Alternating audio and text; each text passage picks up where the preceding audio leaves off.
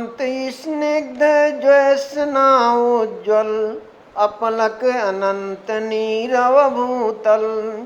शैकत शय्या पर दुग्ध धवल तनवंगी गंगा ग्रीष्म विरल।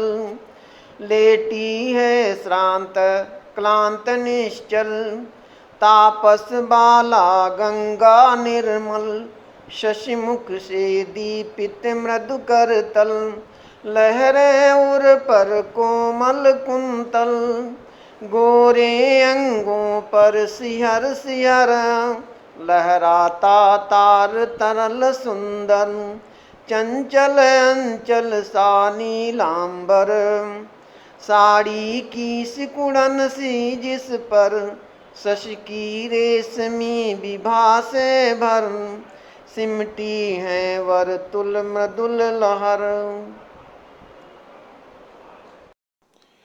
प्रिय छात्रों, उत्तर प्रदेश के प्रतापगढ़ जनपद में एक रियासत हुआ करती थी काला कांकर, और इस रियासत के राजमहल जो था उसके पास से ही गंगा की धारा अविरल प्रवाहित हुआ करती थी। वहाँ के जो नरेश थे वह बहुत ही साहित्य प्रेमी थे। एक बार उन्होंने सुमित्रानंदन पंत को अपनी रियासत में बुलाया और उन्हें अपने राजमहल के पास स्थित कलकल निनाद करती हुई गंगा की धारा में नौका विहार का आनंद लेने के लिए प्रेरित किया। कवि सुमित्रानंदन पंत अपने साथियों सहित उस नौका विहार का उन्होंने जो आनंद लिया, ये सन 1938 ईस्वी की घटना है। और उस नौका विहार का आनंद लेते समय उन्हें एक कवि हृदय से जैसा महसूस हुआ, जो भावनाएं उनके हृदय में अनुभूत हुईं, वो शब्दों के माध्यम से उनकी कविता के रूप में व्यक्त हुईं और वो कविता बनी नौका विहार। प्रिय छात्रों, काला कांकर रियासत में सुमित्रानंदन पंत की याद में अभी भी एक नक्षत्र कुटी विद्यमान है। ये नक्षत्र कुटी वही स्थान है जहाँ पर सुमित्रानंदन पंत को रोका गया था, उनकी आवभगत की गई थी। तो यह नौका विहार कविता मुख्य रूप से प्रतापगढ़ रियासत के प्रतापगढ़ के अंतर्गत काला काकर रियासत में सुमित्रानंदन के प्रवास और उनके नौका विहार से संबंधित है। इसका आप लोग संदर्भ लिखोगे। प्रस्तुत पद्यांश प्रसिद्ध छायावादी कवि सुमित्रानंदन पंत द्वारा रचित गुंजन काव्य से हमारी हिंदी की पाठ्य पुस्तक के काव्य भाग में संकलित नौका विहार शीर्षक कविता से उद्धृत है या ली गई है। अब इसके हम अर्थ समझते हैं, व्याख्या समझते हैं। शांत स्निग्ध ज्योत्सना उज्जवल अपलक अनंत नीरव भूतल। शांत स्निग्ध, स्निग्ध का अर्थात चिकनी या तरल, ज्योत्सना का अर्थ है चांदनी, उज्जवल श्वेत रंग की चांदनी, अपलक अनंत नीरव भूतल। पृथ्वी नीरव है, शब्द रहित है। नीरव का अर्थ होता है शब्द, नीरव का अर्थ होता है शब्द रहित। पृथ्वी पर कोई शब्द नहीं है। शांत स्निग्ध ज्योत्सना उज्जवल अपलक अनंत नीरव भूतल। चारों ओर शांत स्निग्ध चिकनी और उज्जवल रंग की चांदनी छिटकी हुई है। अपलक अनंत नीरव भूतल, अनंत का अर्थ है यहाँ पर आकाश। आकाश अपलक नेत्रों से बिना पलक झपकाए टकटकी बांधे हुए पृथ्वी को देख रहा है। और पृथ्वी कैसी है? नीरव, क्योंकि शाम का वातावरण है, चारों तरफ शब्द नाद बंद हो गया है, लोग अपने अपने घरों में कैद हो गए हैं। तो नीरो भूतल, पृथ्वी शांत है और शब्द रहित है। ऐसे में सैकत सया पर दुग्ध धवल तनवंगी गंगा ग्रीष्म बिरल लेटी है श्रांत क्लांत निश्चल।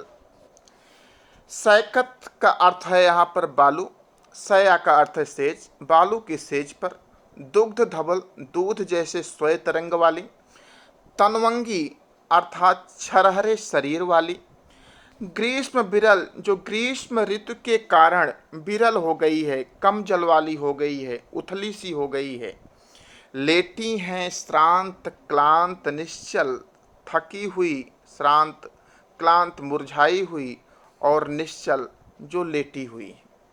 तो सैकत सया पर दुग्ध धवल तनवंगी गंगा ग्रीष्म बिरल लेटी हैं श्रांत क्लांत निश्चल। ऐसे मनोहर वातावरण में जबकि आकाश अपलक नेत्रों से पृथ्वी को निहार रहा है और पृथ्वी शांत और शब्द रहित है, ऐसे मनोहर वातावरण में ग्रीष्म के कारण मंद और क्षीण धार वाली ग्रीष्म बिरल, ग्रीष्म के कारण मंद और क्षीण धार वाली, ग्रीष्म में धारा का प्रवाह भी कम हो जाता है, क्षीण धारा वाली गंगा सैकत सया पर बालू की सेज पर मंद मंद बहती हुई ऐसी प्रतीत हो रही हैं कि मानो कोई तनवंगी, कोई छरहरे दुबले पतले शरीर वाली सुंदर युवती हो, जो दुग्ध धवल जो दूध जैसी सफेद सया पर गर्मी से व्याकुल होकर लेटी है श्रांत क्लांत निश्चल, गर्मी से व्याकुल होकर श्रांत थकी हुई, क्लांत मुरझाई हुई और निश्चल शांत लेटी हुई है। अर्थात शांत स्निग्ध ज्योत्सना उज्ज्वल अपलक अनंत नीरव भूतल सैकत सया पर दुग्ध धवल तनवंगी गंगा ग्रीष्म बिरल लेटी है श्रांत क्लांत निश्चल। चारों ओर शांत स्निग्ध चिकनी और उज्ज्वल रंग की ज्योत्सना फैली हुई है। आकाश अपलक नेत्रों से पृथ्वी को निहार रहा है और पृथ्वी शांत और शब्द रहित है। ऐसे में ग्रीष्म ऋतु के कारण मंद और क्षीण धार वाली गंगा, यहाँ पर मानवीकरण हुआ है, मंद और क्षीण धार वाली गंगा बालू के सेज पर लेटी हुई ऐसी प्रतीत हो रही हैं जैसे कोई छरहरे दुबले पतले शरीर वाली युवती है, जो दूध जैसी सफेद बालू की सेज पर गर्मी से व्याकुल होकर श्रांत थकी हुई, क्लांत मुरझाई हुई और निश्चल एकदम शांत लेटी हुई है। तापस बाला गंगा निर्मल शशि मुख से दीपित मृदु करतल लहरें उर पर कोमल कुंतल। अब गंगा जी की यहाँ पर मानवीकरण किया जा रहा है, एक तपस्वी बाला के रूप में उनकी उपमा दी जा रही है कि तापस बाला गंगा निर्मल, मानो गंगा कोई तपस्विनी बाला हैं जो कि निर्मल हैं, पवित्र हैं, और शशि मुख से दीपित मृदु करतल, जो चंद्रमा का प्रतिबिंब गंगा जी में बन रहा है, मानो गंगा जी का चंद्र मुख हो और चांदनी के प्रकाश से दीपित प्रकाशित वो अपनी कोमल हथेली पर अपने मुख को रखे हुए लेटी हुई हो।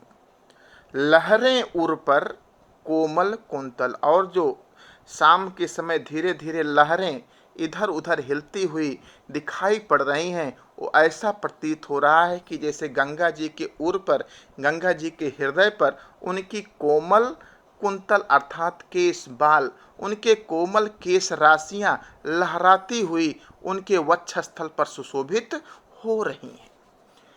गोरे अंगों पर सिहर सिहर लहराता तार तरल सुंदर चंचल अंचल सा नीलांबर।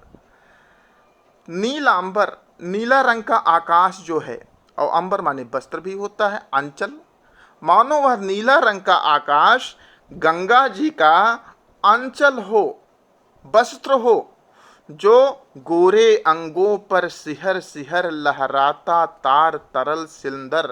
तारों भरे आकाश की जो चंचल परछाई गंगा जी के जल में पड़ रही है, वो तारों भरे आकाश की परछाई से ऐसा प्रतीत हो रहा है, तार तरल सुंदर, उससे ऐसा प्रतीत हो रहा है मानो उस गंगा रूपी तपस्विनी बाला के गोरे गोरे अंगों को स्पर्श करके सिहर सिहर बार बार स्पर्श करके बार बार कांपता हुआ, सिहरता हुआ अर्थात कांपता हुआ तारों जड़ा उनका नीला आंचल जो है वो लहरा रहा है। तो गोरे अंगों पर सिहर सिहर लहराता तार तरल सुंदर चंचल अंचल सा नीला अंबर, ऐसा प्रतीत हो रहा है मानो तारों भरे आकाश की जो परछाई गंगा जी में पड़ रही है, वो गंगा जी की में पड़ती हुई तारों की परछाई और आकाश की परछाई से ऐसा प्रतीत हो रहा है कि मानो उस गंगा रूपी जो तपस्विनी बाला जो लेटी हुई हैं, उनके गोरे अंगों को स्पर्श करता हुआ तारों जड़ा उनका नीले रंग का आंचल सिहर रहा हो, लहरा रहा हो, कंपायमान हो रहा हो।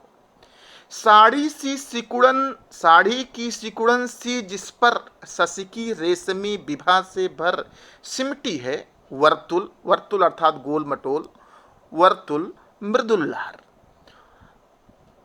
तो उस आकाश रूपी नीले आंचल पर जो चंद्रमा की कोमल चांदनी पड़ रही है, उस चांदनी से प्रकाशित होकर छोटी छोटी कोमल टेढ़ी बलखाती लहरें, वर्तुल लहरें ऐसी प्रतीत हो रही हैं, गोल मटोल लहरें ऐसी प्रतीत हो रही हैं मानो गंगा जी के लेटने के कारण साड़ी की सिकुड़न आ गई हो, उनकी रेशमी साड़ी में सिलवटें पड़ गई हो, सिकुड़न जी ऐसी आ गई हो।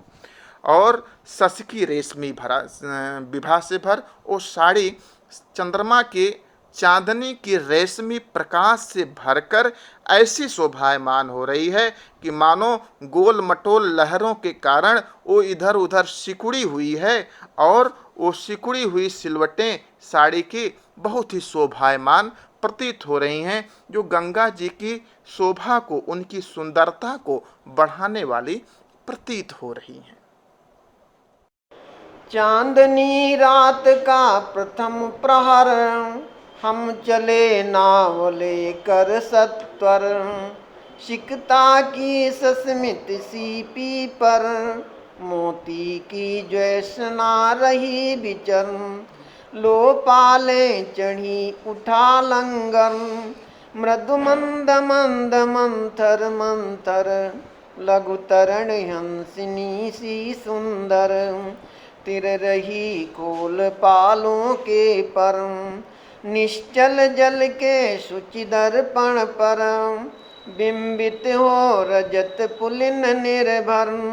दोहरे ऊंचे लगते क्षण भर, काला कांकर का राजभवन।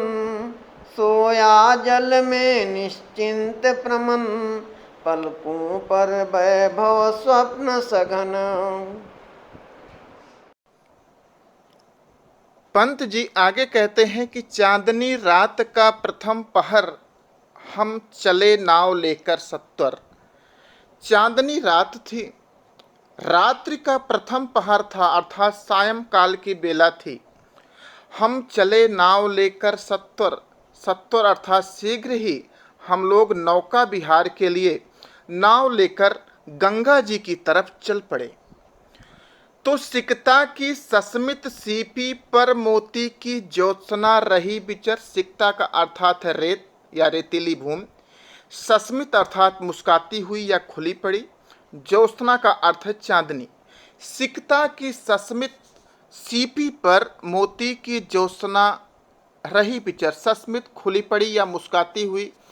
रेतीली सीपी पर मानो चंद्रमा रूपी मोती की चमक अर्थात चांदनी की चमक विचर रही हो, विचरण कर रही हो। ऐसे में लो पाले चढ़ी उठा लंगर, हमने अपने नाव के लंगर को उठा दिया।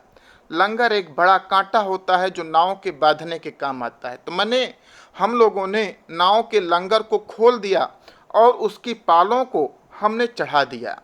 अब हम लोगों की नौका एक साथ मृदु मंद मंद मंथर मंथर लघु तराणी हंसिनी सी सुंदर, हम लोगों की वह लघु तराणी छोटी नौका बहुत ही मंद मंद और मंथर गति से हंसिनी के समान सुंदर लगने वाली छोटी नौका अपने पाल रूपी परों को तिर रही खोल पालों के पर अपने पाल रूपी पर को पंख को खोलकर जैसे कि गंगा जी की धारा में गंगा जी की गोंद में तैरने लगी हो, तिर रही हो, तैरने लगी हो।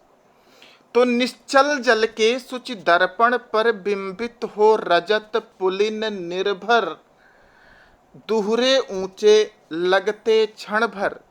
जो गंगा जी का जल निश्चल था, शांत था, उस निश्चल जल में जो शुचि दर्पण, जो पवित्र दर्पण बन रहा था, उस दर्पण के समान सुशोभित जल में, उस स्वच्छ दर्पण में चांदनी से नहाया हुआ पुलिन, पुलिन का अर्थ है उसका तट, रेतीला तट प्रतिबिंबित हो रहा था, बिंबित हो रहा था, प्रतिबिंबित हो रहा था।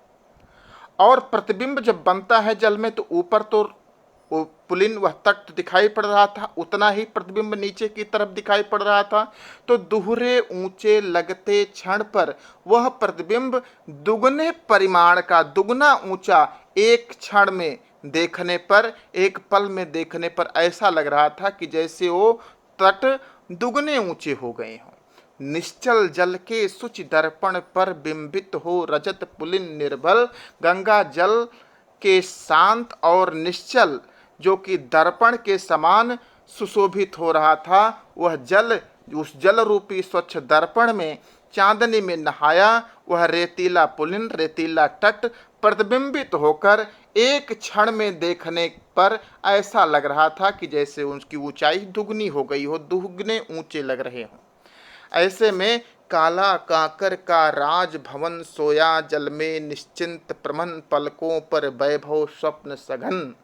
मानो काला काकर का जो राज भवन था उसका जो प्रतिबिंब गंगा जी के जल रूपी दर्पण में बन रहा था, ऐसा लग रहा था कि सोया जल में निश्चिंत प्रमन, निश्चिंत होकर गंगा जी के जल में सोया हुआ हो और उसकी झुकी हुई पलकें था शांत मन में मानो वैभव रूपी स्वप्न तैर रहे हों। पलकों पर वैभव स्वप्न सघन, उसकी झुकी हुई पलकों पर या प्रमन, प्रमन का अर्थ है शांत मन में, मानो राजभवन के राजसी वैभव, राजसी ठाट बाट के वैभव के स्वप्न मानो तैर रहे हों।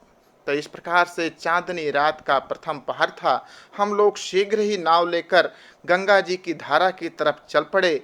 तो वहाँ पर सिकता की सस्मित सीपी पर मोती की ज्योत्सना रही विचर, मानो वहाँ पर खुली पड़ी रेतीली सीपी पर चंद्रमा की मोती की चमक मानो विचरण कर रही हो। ऐसे में हमने अपने नाव की पालें चढ़ा दी, उसका लंगर उठा दिया। हमारी नाव हंसिनी के समान, लघु तरण हमारी छोटी नौका हंसिनी के समान मंद मंद मंथर गति से एक अपने पाल रूपी परों को खोलकर मानो गंगा जी में धीरे धीरे तैरने लगी हो।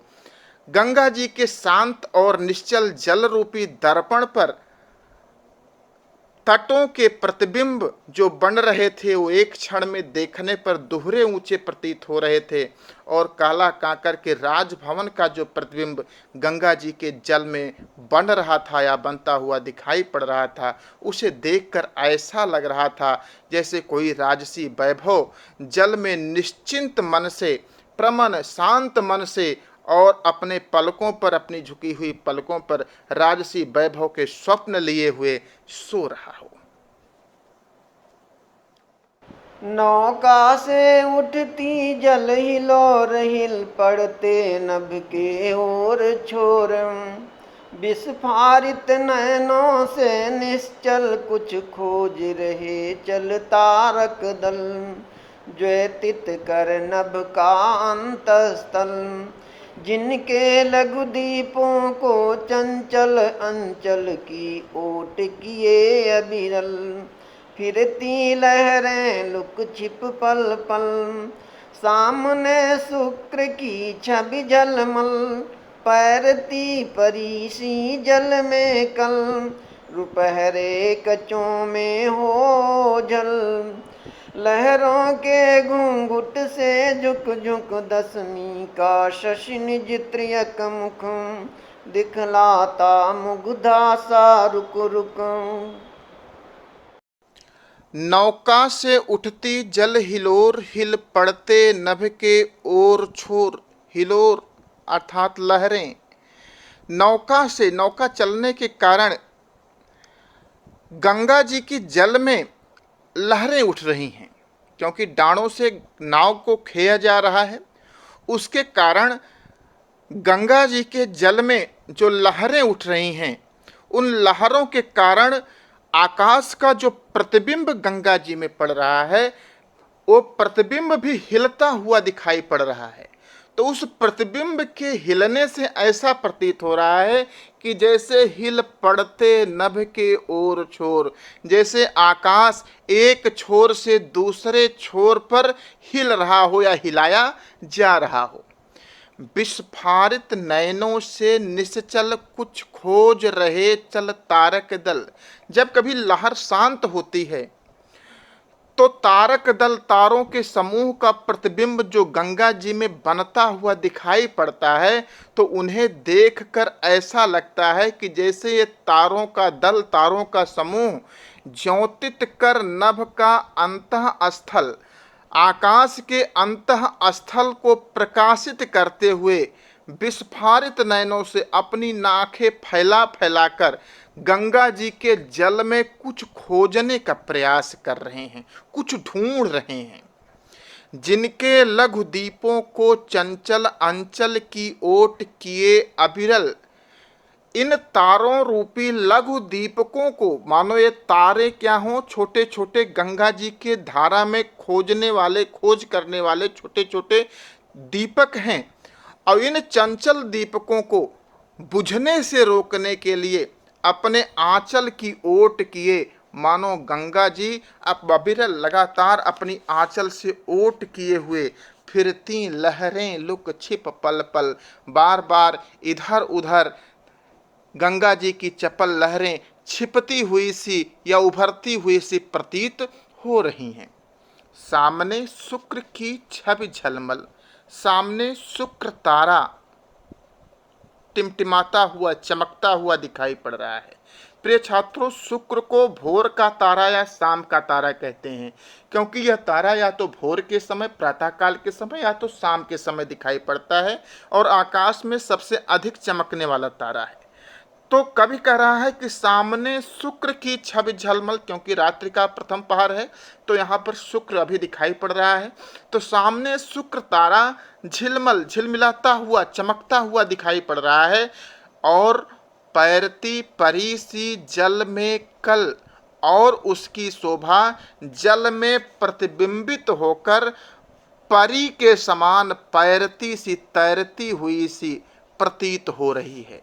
जो कभी रुपहले कचों में हो ओझल, जो कभी चांदी जैसे रुपहले बालों में अर्थात गंगा जी के लहरों में छिप जाती है, ओझल हो जाती है, और कभी सामने प्रत्यक्ष दिखाई पड़ जाती है। लहरों के घूंघट से झुक झुक दसवीं का सस निज तिर्यक मुख। अब यहाँ पर दसवीं का शशि है, अर्थात दसवीं का शशि पूर्ण शशि नहीं होता, उसका पूर्ण प्रतिबिंब, पूरा गोल चेहरा नहीं दिखाई पड़ता, थोड़ा सा तिर्यक, थोड़ा सा तिरछा चेहरा उसका दिखाई पड़ता है। तो उसकी कल्पना करते हुए कवि कहता है कि दसवीं का शशि है और इसका तिर्यक मुख है, थोड़ा सा तिरछा मुख है। तो लहरों के घूंघट से झुक झुक दसवीं का शशि निज तिर्यक मुख। अपने जैसे यौवन से अनभिज्ञ कोई नायिका हो, जो कभी अपने सुंदर चेहरे को घूंघट में कभी ढक लेती है और कभी उघाड़ देती है। ऐसे में उसी प्रकार गंगा का प्रतिबिंब भी दशमी के चंद्रमा को कभी अपनी लहरों के कारण, जब लहरें शांत रहती हैं तो दशमी के चंद्रमा का मुख प्रत्यक्ष दिखाई पड़ता है, और जब लहरें बहुत तीव्र गति से हिलोर लेने लगती हैं तो दशमी का शशि का प्रतिबिंब छुप जाता है। तो इस प्रकार से शशि का प्रतिबिंब छुपता और दिखता हुआ ऐसा प्रतीत हो रहा है कि मानो अपने यौवन से कोई अनभिज्ञ नायिका हो, जो अपने सुंदर मुख को कभी घूंघट में छिपा लेती है और कभी घूंघट उघाड़ देती है। उसी प्रकार गंगा में प्रतिबिंबित दशमी का चंद्रमा भी कभी अपना तिरछा मुख दिखा देता है और कभी लहरों की चंचलता के कारण दिखलाता मुग्धा सा रुक रुक कभी छिपा लेता है, कभी मुग्धा नायिका की तरह अपना चेहरा दिखाता हुआ सा प्रतीत होता है। इस प्रकार से नौका से उठती जल हिलोर हिल पड़ते नभ के ओर छोर। जब नौका के डाणों के कारण जल में तरंगें अत्यधिक मात्रा में उठती हैं तो आकाश का प्रतिबिंब जल में ऐसा प्रतीत होता है हिलता हुआ, मानो कि आकाश के एक छोर से दूसरे छोर को हिलाया जा रहा हो। विस्फारित नयनों से निश्चल कुछ खोज रहे चल तारक तल, च्योतित कर नभ का अंतस्थल। जब कभी जल शांत होता है, तारों का प्रतिबिंब दिखाई पड़ता है तो ऐसा प्रतीत होता है कि मानो तारे अपने नेत्रों को फाड़ फाड़ कर गंगा जी के अंतःस्थल को अपने प्रकाश से प्रकाशित करके कुछ खोजने का प्रयास कर रहे हैं। जिनके लघुदीपों को चंचल अंचल की ओट किए अविरल फिरती लहरें लुक छिप पल पल। मानो इस तारों के रूपी दीपक को अपने अंचल की ओट किए हुए गंगा जी इन्हें छुपने से बचा रही हैं और फिरती लहरें लुक छिप पल पल। बार बार लहरें कभी छिपती हुई सी कभी उभरती हुई सी प्रतीत हो रही हैं। सामने शुक्र की छवि झलमल, सामने शुक्र तारा झिलमिलाता हुआ चमकता हुआ प्रतीत हो रहा है, तो उसे देखने से ऐसा लग रहा है कि मानो पैरती परी सी जल में कल, मानो उसका प्रतिबिंब जल में परी के समान पैरती अर्थात तैर रही हो। रुपहले कचों में हो ओझल, जो कभी गंगा जी के रुपहले सुंदर चांदी जैसे बालों में कभी ओझल हो जाता है, छुप जाता है, तो कभी दिखाई पड़ जाता है। लहरों के घूंघट से झुक झुक दशमी का शशि निज तिर्यक मुख दिखलाता मुग्धा सा रुक रुक। दशमी के शशि का तिर्यक मुख लहरों के कारण कभी दिखाई पड़ रहा है, कभी नहीं दिखाई पड़ रहा है, तो ऐसा लगता है कि जैसे कोई मुग्धा नायिका हो जो घूंघट डाले हुए कभी अपना चेहरा उघाड़ देती है, दिखा देती है, और कभी अपना चेहरा छिपा लेती है। इस प्रकार से प्रतीत हो रहा है।